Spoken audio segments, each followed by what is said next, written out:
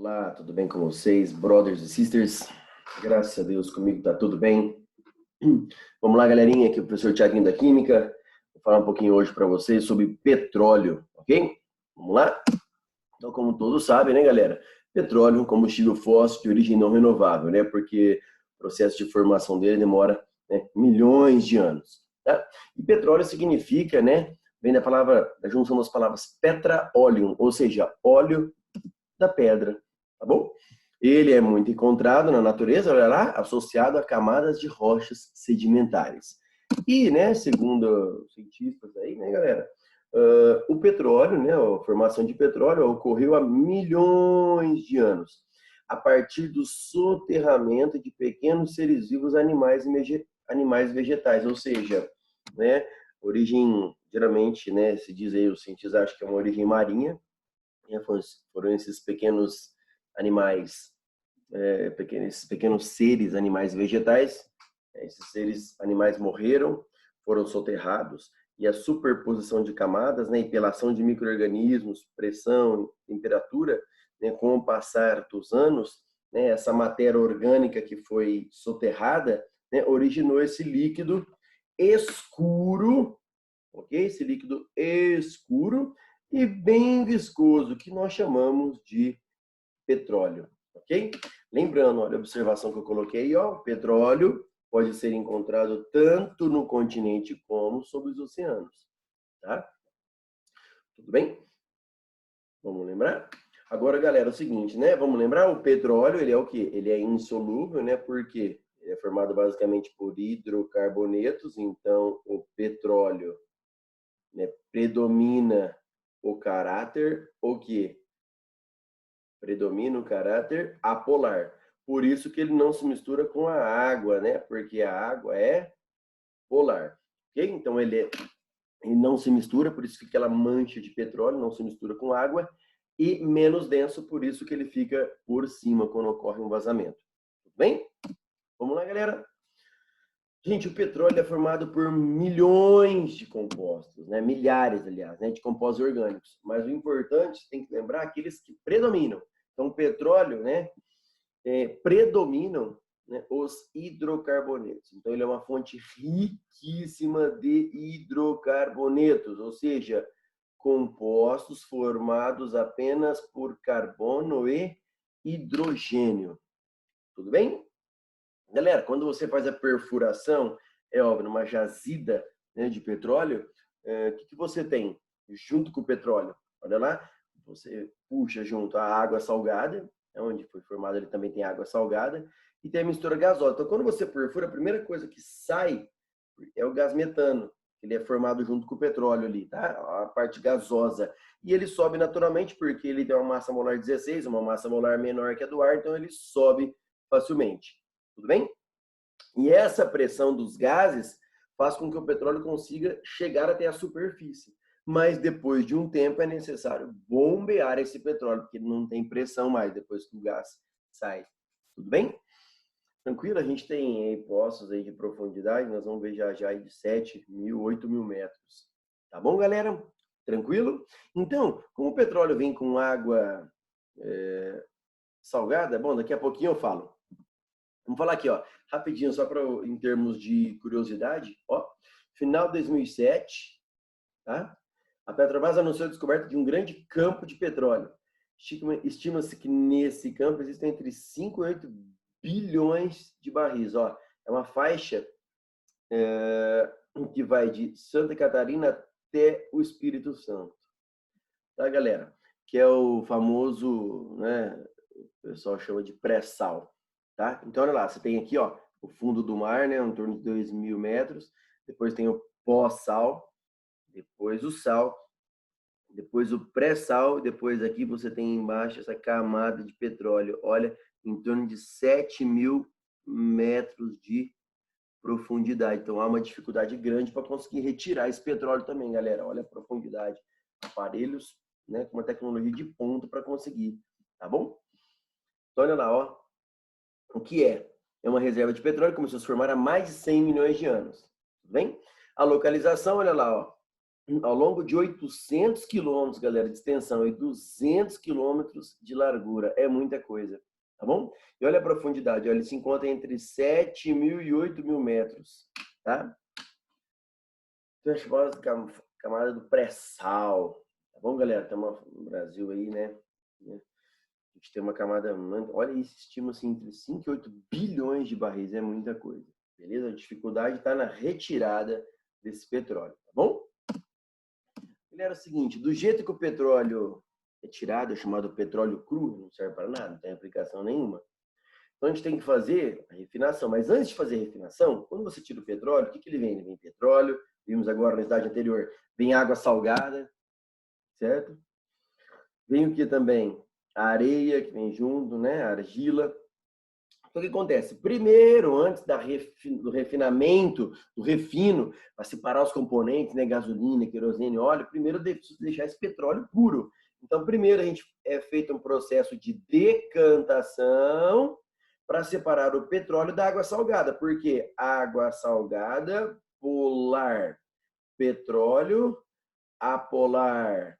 Então, o que acontece? Dois líquidos que não se misturam, processo de separação, decantação. Tudo bem? Aí eu consigo separar o petróleo da água salgada.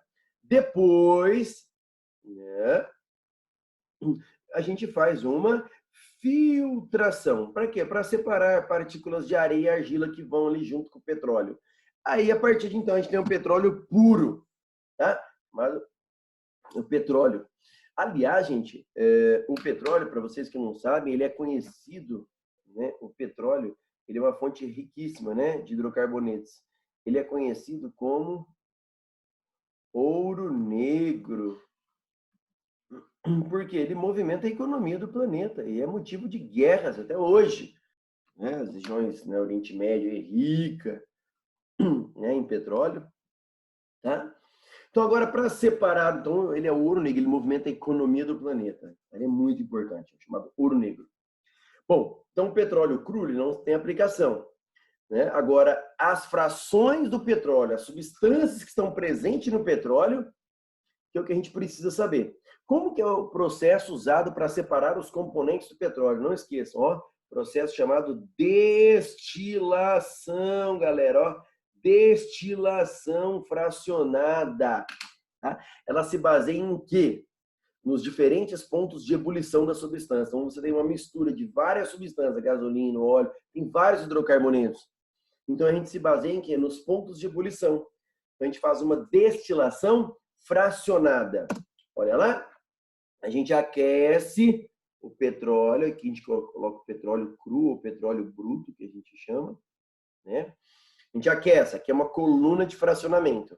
Acontece, as moléculas menores, elas têm um ponto de ebulição, né? Vamos lembrar, hidrocarboneto, né? Apolares, as forças intermoleculares do tipo London, força de polo induzido, ou de polo momentâneo, ou de polo temporário, tá?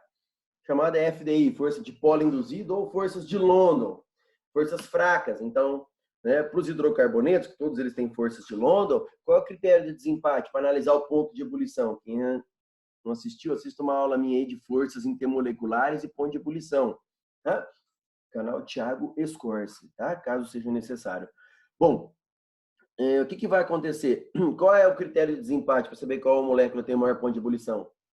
Tamanho da cadeia, a massa molar. Quanto maior a massa molar, maior é a área de contato, né? Quanto maior o tamanho da cadeia carbônica, maior é a área de contato entre as moléculas. Então, quanto maior a área de contato, mais elas ficam grudadinhas, mais difícil separar, maior é o ponto de ebulição. Então, o que acontece, galerinha? As moléculas menores, as moléculas pequenas, elas têm um ponto de ebulição, massa molar pequena, então tem um ponto de ebulição baixo. Então, elas evaporam rapidamente, são moléculas leves, elas sobem e a gente retira aqui, ó. É a primeira fração, é a chamada fração gasosa, é a fração leve do petróleo. É aqui que se extrai, por exemplo, né, o principal componente é o gás metano, que é usado para combustível, o GNV, chamado gás natural veicular. Beleza? É aqui também, galera, nessa fração gasosa que a gente tem o GLP, gás liquefeito do petróleo, popularmente conhecido como gás de cozinha, que é uma mistura de propano e butano. Então, basicamente, essa fração gasosa é formada por 1 até 4 átomos de carbono. Tudo bem? Já vou deixar bem claro para vocês, galerinha. À medida que a gente vai, à medida que a gente vai descendo na coluna, o ponto de ebulição das substâncias vai aumentando. Então, de cima, que é a fração gasosa, são hidrocarbonetos que têm um menor ponto de ebulição. Tudo bem? Depois, moléculas maiores têm um ponto de ebulição maior. Então, elas não conseguem chegar até o topo. Então, elas vão, sobem essa coluna de fracionamento e a gente tira um pouco mais embaixo. À medida que vai descendo, é porque as moléculas vão ficando mais pesadas, uma massa molar maior. A segunda fração que a gente extrai aqui é a gasolina, em torno de 5 até 10 carboninhos. Não precisa ficar memorizando a quantidade de carbonos, porque cada livro você vai ver diferenças nisso daí também. Tá? Então, a gasolina. Cuidado, gasolina não é uma substância pura, é uma mistura formada por pentano, hexano, heptano, octano, nonano, decano, de 5 até 10 átomos de carbono. Tudo bem? Tranquilo? Depois, moléculas maiores. Então, vai descendo, o ponto de ebulição vai aumentando. Então, aqui nós vamos ter o quê? Uma quantidade maior. Vai descendo na coluna, a quantidade de carbonos vai aumentando. Tá? Gasolina usada como combustível, todo mundo já sabe. Bom, e aí, galera? Desce mais um pouquinho. Moléculas o quê? Maiores. Então, aqui nós temos querosene como combustível, todo mundo conhece. Depois, um pouco mais embaixo, a gente tem outra fração, óleo diesel, né? Óleo combustível, né? Usado para, né, caminhões, né? Motores, né? Vamos dizer assim, automóveis mais pesados, né? No caso aí, os caminhões. Depois, a gente tem depois o óleo lubrificante, né? Todo carro depois de 10 mil quilômetros tem que trocar o óleo, porque o óleo vai ressecando, preciso trocar o óleo, porque senão as peças começam a se colidir uma com as outras. Então, preciso colocar o óleo para lubrificar, para não ter o atrito das peças, senão você vai estragar aí, tá bom? O automóvel. Depois, mais embaixo, galera, é o resíduo, tá? É o resíduo que recolhe aqui embaixo. Esse resíduo é a parafina, né? E o asfalto, o piche, né? Usado para fazer a pavimentação. Então, galera, tem outras frações, se você for analisar a fundo. Né? Tem o nafta, tem várias frações. Né? Nafta usado como solvente orgânico, mas o importante são essas. Primeira fração, gasosa, fração leve. Depois, lembra de gás, vem gasolina.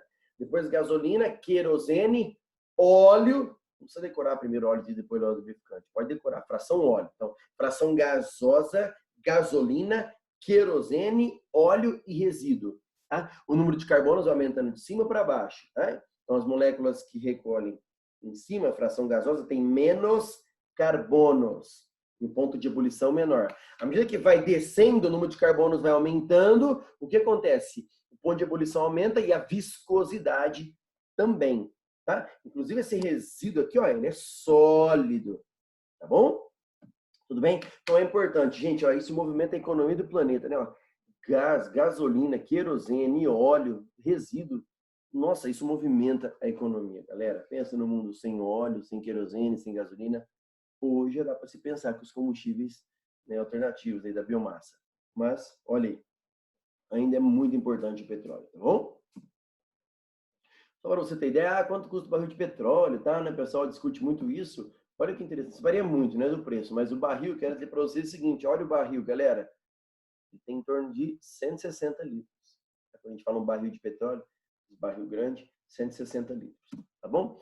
O aproveitamento, só para você ter ideia, galera, olha que interessante, moçada. O GLP, que é o gás de cozinha, 7,7% do petróleo é GLP, 16%, é gasolina, naftas e solvente, 11,2%, querosene, só 4,7%, óleo diesel, olha isso, galera, 34,1%, né? A maior fração é o óleo, tá? Por isso que eu vou falar daqui a pouquinho, eles usam muito o óleo para transformar esse óleo em gasolina. Eu vou ensinar qual é o processo que eles usam para transformar o óleo em gasolina para aumentar o rendimento de gasolina. Tá bom? Olha lá, depois derivados, 6,7, óleos lubrificantes, 1,2, óleos combustíveis e o resíduo, 1,8. Tudo bem? A porcentagem que se extrai de um barril de petróleo. Beleza, galera? Olha lá, galera. O que vocês têm que lembrar? Moçada, craqueamento ou cracking do petróleo, ou como é um processo que ocorre em temperaturas, né, elevadas, chamada pirólise, piro, fogo, lise, quebra pelo aquecimento. O que é craqueamento? Cracking significa quebra. Então, é a quebra de uma molécula maior em duas ou mais moléculas menores. Então, por exemplo, essa reação, ó, ela é feita na presença de aquecimento e catalisadores adequados. Então, a gente consegue pegar essa fração, ó, de uma molécula de 16 carbonos, quebrei, ó, em uma de 8 e 18 hidrogênios, ou seja, um alcano, né, que a fórmula é CnH2n mais 2, ó, 8 carboninhos, N vale 8, 2 vezes 8, 16, mais 2, 18, né, alcano, ou seja, um hidrocarboneto tem ligação simples. E outra molécula com C8H16, que a fórmula é CnH2n, ó, 8 carboninhos, 2 vezes 8, 16. Essa é a fórmula do alceno. O hidrocarboneto tem 8 carboninhos ali, né, C8 mais alceno, tem uma dupla. Tudo bem? Então, olha que interessante, eu quebrei uma molécula de 16 carbonos, que pertence, vamos dizer lá, à fração do óleo, consegui produzir o quê? Uma molécula que tem 8 carbonos, ou seja, que pertence à fração da gasolina. Então, com isso, o que a gente consegue com o craqueamento? Quebrar uma molécula de óleo, transformar o óleo em gasolina. Então, porque o óleo, vocês viram aqui no slide anterior, olha a porcentagem de óleo do barril de petróleo, 34%. Então, a gente consegue transformar parte desse óleo em quê? Em gasolina. E você consegue aumentar o rendimento de gasolina. Isso é o craqueamento. Quebra de uma molécula maior em moléculas menores. Olha outro craqueamento, ó, C12, né, quebrou em uma de 8 e duas moléculas de 2 carboninhos cada aqui. Ó. 2 vezes 2, 4, mais 8, 12. H26, ó, 18, ó, 2 vezes 4, 8, mais 18, 26. Tudo se transforma, tá bem? Esse é o processo de craqueamento, é muito importante para os vestibulares. Joia? Tem outros processos também, isso aqui aparece menos, galera, mas pode aparecer, tá? Opa! Então, vamos lá. O que é a reforma catalítica? Chamada de reforming ou reformação. Reforma catalítica é um processo, gente, usado na indústria para você conseguir produzir aromáticos, tá? Porque a quantidade de aromáticos gerada no petróleo é muito pequena. Aliás, nós vamos ver mais para frente, vou dar uma aula sobre carvão, que é importante, porque o carvão, ele tem uma parte lá, quando você faz a destilação seca da hulha, uma parte que é formada que é rica em aromáticos. Mas o petróleo, ele não é rico em aromáticos. Então, o que acontece? Eles pegam uma cadeia, né, aberta, uma cadeia aberta, por exemplo, aqui eu peguei o hexano, ele tem 6 carbonos e 14 hidrogênios. Na presença de catalisadores adequados, essa cadeia aberta, ela vira uma cadeia cíclica. Lembrando, esse composto se chama benzeno, galerinha. Não esqueçam, tudo bem? Então, aqui cada carboninho tem um H, né? Por quê? Lembram dessa bolinha? Significa que aqui existem 3 duplas ligações alternadas. Então, se você analisar, cada carbono faz 1, 2, 3 ligações, tá? Por isso que ele tem um Hzinho cada um. Então, ele tem a fórmula C6H6. Opa, 6 carbonos, mas tinha 14 hidrogênios, aqui só tem 6. Está faltando hidrogênio, por isso que ocorre a liberação de gás hidrogênio. Por isso que é um processo que tem que tomar bastante cuidado, porque o gás hidrogênio, ele é altamente o quê? Inflamável. Tudo bem, galera? Então, essa é a reforma catalítica, um processo usado para produzir aromáticos, beleza? E um outro processo, galera, chamada isomerização. O que são isômeros? Ó, se você analisar o hexano, ó, ele tem 6 carbonos e 14 hidrogênios, certo? E esse daqui? Esse é o metilpentano. Tudo isso tem 6 carbonos, 14 hidrogênios. Ou seja, isômeros, né? São compostos que têm o que, galera? A mesma fórmula molecular. Então, pera um pouquinho. Para que fazer a isomerização, transformar um composto em outro que tem a mesma fórmula molecular? Por causa do seguinte, se você analisar as cadeias, né, os combustíveis, por exemplo, falar da gasolina, que é a mais importante, tá? Se você pegar a gasolina, quando ela é comprimida na câmara de combustão, né, o que acontece? As cadeias normais, sem ramificações, o que acontece? Elas têm baixa compressão. Então, uma gasolina, por exemplo, com cadeias sem ramificações, ela não resiste à compressão. Então, essa gasolina fica de má qualidade, tem uma octanagem baixa. Logo que começa a compressão, ela sofre a detonação sem a vela soltar faísca. Antes da vela soltar faísca, ela explode, ou seja, de baixa qualidade. Agora, as cadeias ramificadas, elas têm o quê? Alta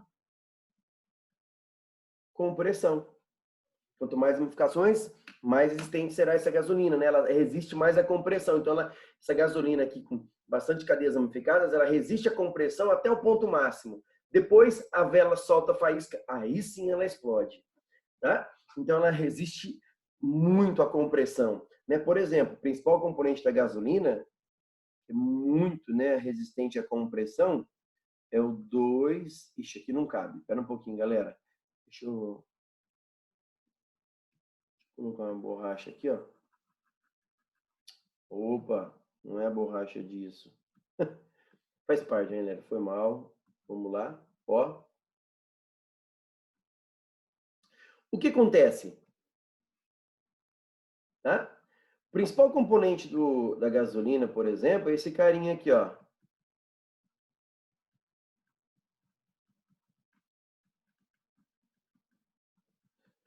É um composto, né? O 2,2,4, 2,2,4 trimetilpentano. É uma cadeia ramificada, é uma substância que resiste muito à compressão, muito mesmo. Então, uma gasolina com cadeias ramificadas, ela resiste à compressão, uma gasolina de boa octanagem, tá? Uma gasolina de boa qualidade. Então, a isomerização é isso. Você consegue transformar uma cadeia normal em uma cadeia ramificada e isso aumenta, né, a qualidade de uma gasolina. Tudo bem, galera? Agora, é isso que eu queria falar para vocês. Vou fazer um outro vídeo agora falando só sobre a gasolina, índice de octanagem, o que significa isso para vocês. Espero que vocês tenham gostado. Abraço. Fiquem com Deus.